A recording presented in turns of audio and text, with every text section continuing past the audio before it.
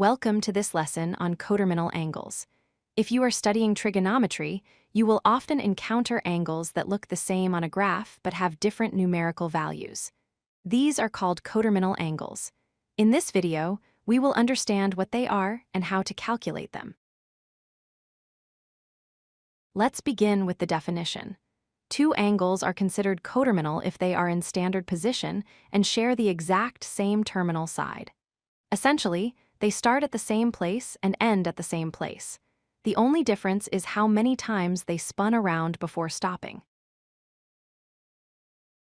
To fully grasp this, recall what standard position means. The vertex is at the origin 0, 0. The initial side is fixed on the positive x-axis. The terminal side is the ray that rotates. Counterclockwise rotation creates positive angles, while clockwise rotation creates negative angles. Here is the key concept. A full circle is 360 degrees. If you stand in one spot and spin around 360 degrees, you end up facing the exact same direction. This means if we add or subtract 360 degrees to any angle, the angle's position on the graph does not change. Let's look at a positive example. Suppose we have an angle of 45 degrees. If we want to find another angle that lands in the same spot, we simply add 360 degrees.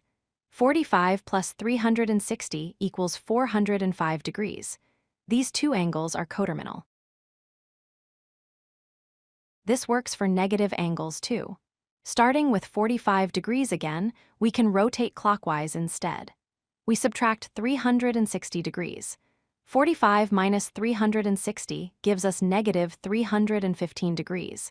It looks identical on the graph, but the rotation was in the opposite direction. We can generalize this into a simple formula. Theta plus or minus 360 degrees times in here, theta is your starting angle, and n is any integer, like 1, 2, or 3. This formula generates an infinite list of coterminal angles. In advanced math, we use radians. Since a full circle is 2 pi radians, the rule is exactly the same, just with different units.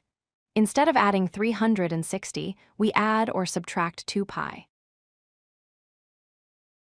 A common problem you will see is simplifying a large angle. For example, find the smallest positive coterminal angle for 800 degrees. Since it is huge, we subtract 360 to get 440. It is still too big, so we subtract 360 again. We arrive at 80 degrees. This is our answer. To summarize, coterminal angles share the same terminal side. You find them by adding or subtracting full circles. This concept allows us to simplify complex rotation problems into manageable angles between 0 and 360 degrees. If you like this video, hit that like button and don't forget to subscribe. Visit codelucky.com for more such useful content.